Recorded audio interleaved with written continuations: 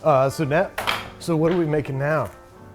So we're making, I want to show you why I deep fry in a wok, and I thought we would make my mom's Japanese croquettes. Oh. Yeah, so croquettes, you know, they're clearly European. They came to Japan through Portuguese. Some horrible shit where some... They came to Japan, Portuguese missionaries brought them to Japan. Oh, never mind, some nice shit. I just assumed it was murder and whatever, anyway. But my mom always made croquettes. She made hers with ground beef, always potato, which is the traditional choice. And then whatever sort of frozen and leftover vegetables she had. So it was usually like some amount of frozen spinach, carrots, onions. This is a great way to sort of use up any kind of leftover vegetables you have. So whatever you want to throw in here, you can use it and you bread it and fry it and it comes out delicious. It is your mom's recipe. It's very, very special. Is this in the book? It is in the book. It's in the book, folks. Go out and get the book. Out now, The Wok Recipes and Techniques by Kenji López-Alt. In the deep frying chapter. The deep frying chapter. Check it out. It's a hot one.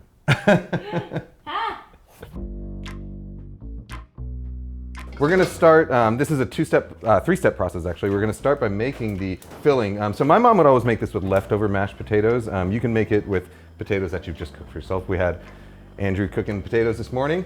So we have fresh cooked potatoes.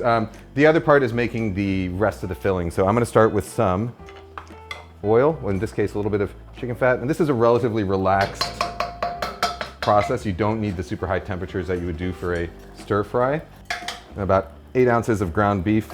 In this case, it doesn't matter what the beef is. You could use ground turkey, you could use ground chicken, you could use lean, fatty, it doesn't really matter that much. It's a really, really easy and forgiving process. All right, so my meat is cooked. I'm just gonna add now carrots, garlic, and onions, a little salt.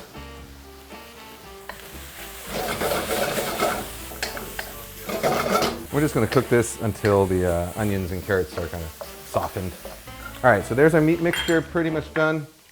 We got a couple pounds of russet potatoes. So these are boiled and sort of spread out in order to dry a little bit because you don't want them too wet. We're gonna add some butter in there, salt. Okay, and now this is the part where I already stray from the recipe that I have right in front of me, because in the recipe I say you to mash the potatoes, then add the meat mixture, but honestly it doesn't matter, so. But what you're looking for basically is a relatively chunky, but smooth enough that it holds together. The trick that my mom taught me, if you're trying to make a ball of this mixture, which is what we're gonna do, and it seems to keep falling apart, instant mashed potato flakes. That's what she does. She sprinkles them in there and kind of folds them together until it comes together, and you add just as much as you need. But these are folding together nicely. That's what you're looking for. Okay, actually I'm gonna taste a little bit, make sure. Yeah, seasoned well. Okay, so we're gonna form a real typical breading station here. So I got flour in one plate there. I get some eggs here, and I've got panko style breadcrumbs over there. All right, so you're looking to beat your eggs until basically they are smooth like this. You don't want big lumps. You want them to run off in smooth strands. All right, so we're gonna make these croquettes now. So I'm taking like a you can of course make them whatever size you want. And when I make these with my daughter, we like to make a huge mix of sizes because she thinks they're more fun to eat that way. And I agree with her actually. So this is the normal size that my mom would make. So kind of hand size in there. We can do a tiny one just for my daughter. Aww. So I'm gonna start with that, just enough to fit in my tray here. Give them a good coat, both sides. The standard breading, so flour, eggs, breadcrumbs, and the flour sort of is like your primer that helps your egg coating stick. And what I like to do is I pick it up, I give it a little toss like this. That way all the excess flour comes off, and then into the egg. And then I'm gonna use my other hand to get the egg coating on there. And so you always use one wet hand and one dry hand, that way you don't end up sort of breading your fingers. All right, so what I'm doing is when I get the egged croquette in here, I put it in a place where there's a lot of breadcrumbs, and I take some breadcrumbs and I sprinkle them on top, with my dry, loose hand, okay? And then I can kind of pick it up, roll it around, and make sure that I'm getting a nice coating. That way this hand doesn't get any wet egg on it, and you get a nice even coating. And again, you kind of toss it to get rid of the excess. And that's that. So there's a couple reasons why I prefer deep frying in a wok. One of them, the main one is the shape. So you have these nice flared sides, and so you're gonna see when I put food in here, it makes it really easy to kind of get under the food and scoop around it like that, whereas with a tall-sided Dutch oven or something, you get in here and then you kind of have to pry underneath to move things around. So the shape makes it really easy to handle foods. That shape also allows for more evaporation, so your things are gonna fry faster with less oil. And finally, as your food goes in there and starts to splatter, with a wide flared wok like this, oil splatters and it kind of gets caught on the side and flows back down. For the most part, you know, you are gonna get a little bit of splatter, but with a straight-sided skillet, most of the splatter that goes up ends up going over the edge and gets down into your countertop. So it saves you some cleaning, it's safer, it's easier to handle things, and you can use less oil. So that's why I think the wok is the best tool for deep frying. All right, so when you're gonna deep fry foods, there's a couple ways you can do it. If you're really scared of the oil, you can, of course, take your spider, put your food in it like that, and then very gently lower it down. That way your hand doesn't have to get anywhere near. I typically just use my hand because I like to work with my hands. So the trick with deep frying, if you're afraid of the oil, so the oil will sense it, so you don't wanna be standing back here dropping things. You wanna basically get your fingers as close as you can to the surface without touching. And you can just sort of lower it in, and you always want to drop it away from you instead of towards you so that the oil splashes backwards and not into you. May I try I've one? made that mistakes many times. Yeah, go for it, go for it. I'm also scared of oil. I think it's a natural human fear. So just down as close as I can and just kind of whoop. Yep, exactly. And if you're really afraid of oil, I got a really great tip for this. Okay. Go to a restaurant. All right, so I've got all my croquettes in there. And now, so this is the part where a wok, is really nice. You get all this space to work, so it's very simple. And it lets you keep your food moving. Keeping your food moving is a really important process in the frying and when you're frying, because what you're doing is you're creating convection, and so you're constantly exposing the fried food to fresh, hot oil. If you let it just sit there, it cooks at one temperature, it cooks at one rate, but if you keep it moving around, it actually cooks a little faster and it browns more evenly. All right, so this kind of golden color is what we're going for here.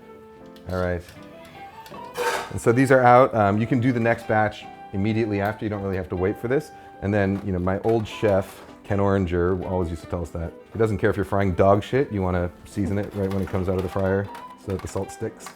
And even if it's properly seasoned on the inside, you want that crusty, salty bite on the exterior. So these are the croquettes. So we would have these generally with like a side of rice and furikake and usually some steamed asparagus or broccoli with Kewpie mayo. And then the sauce for them, I always use Okonomiyaki sauce. Or tonkatsu sauce. So this one actually literally came from my mom's pantry this morning. I told her I was coming here and I asked her if she had any bulldog sauce. And that's it. So many of these are such simple things, but so beautiful. Yeah, I mean, this is Japanese home cooking, like real. Cheers. Cheers. Mm. Mm. The tonkatsu sauce is really what makes it, because it's like so rich and so like starchy, and then it's got this nice bright sauce cutting in there. If you don't have tonkatsu, you can do like 2-to-1 ketchup to Worcestershire sauce with a little bit of soy sauce in there, and you'll get a pretty close approximation to that.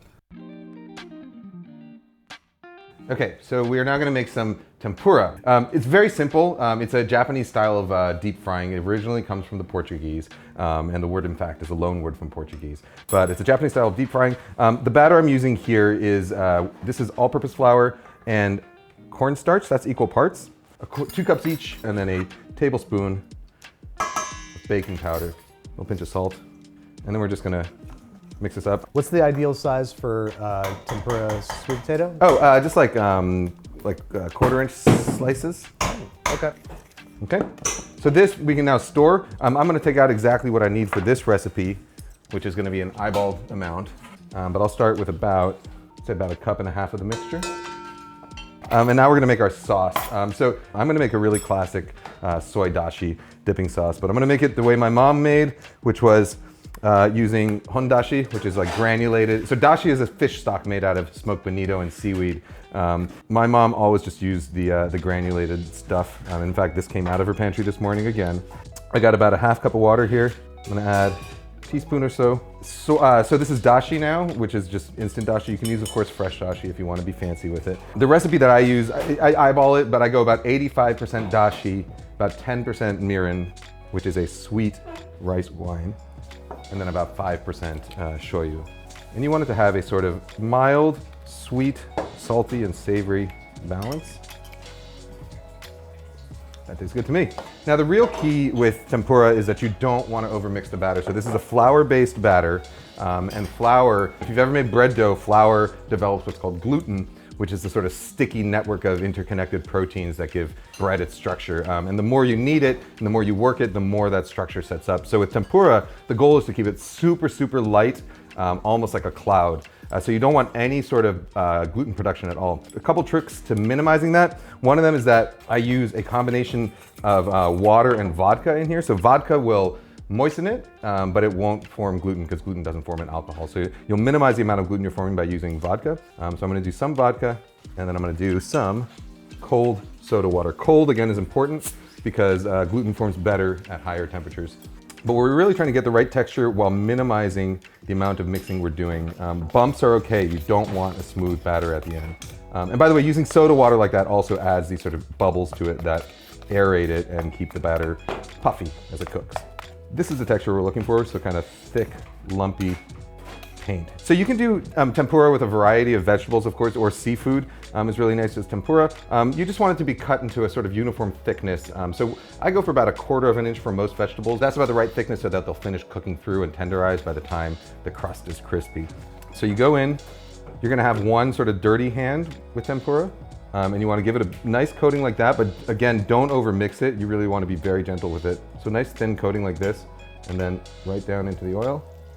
You should see it immediately start puffing and sputtering, and that's a sign that your oil's at the right temperature. I'm doing sweet potato here, which is one of my favorites. So when you're done, you can also, if you want, you can dip your fingers in here like this in the batter and just give yourself some extra crunchies and kind of go over the vegetables so that you create these kind of puffy bits that stick out. And of course you have all those extra crunchy bits that you can save and add to salads or put on top of your soup or whatever you want. The trick here again is you want to try and keep things moving as much as possible. So be a little bit gentle with it at first, but you do want to kind of constantly have oil flowing over the top of the ingredients so that you're really encouraging evaporation and you're encouraging rapid crisping and you're encouraging the air bubbles inside to expand and puff out, and that's what's going to give you the really light, nice, light, ideal tempura. All right, so here's what we're looking with tempura. We want crispy. Ooh, yep, we're there. But we don't want much color. So tempura is sort of prized for its light flavor because you really want the flavor of the vegetables to come out. And so the coating itself is mainly about adding texture and to let the vegetables really shine. So no dark color, nice and blonde like that.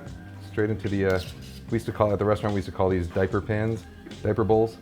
All right, so tempura sweet potato. Yeah, tempura sweet potato. You know, the key steps: make the batter fresh right before you fry it. You know, at the restaurants I've worked at, there was a rule that the batter couldn't be more than 10 minutes old. So if a new order came in and it had been 10 minutes since the last one, you make it fresh.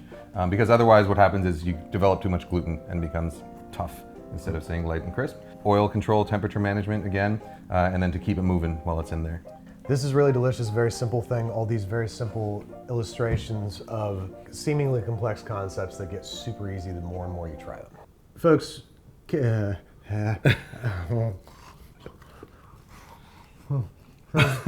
López-Alt, the cookbook out now. Folks, Kenji López-Alt has a new cookbook out now. It is called The Wok Recipes and Techniques. It is the spiritual sequel to his smash hit, all-timer, The Food Lab, which came out several years ago and has since been awarded James Beard Awards and all different kinds of this is the best cookbook ever written awards. And this one's next. It's in stores now.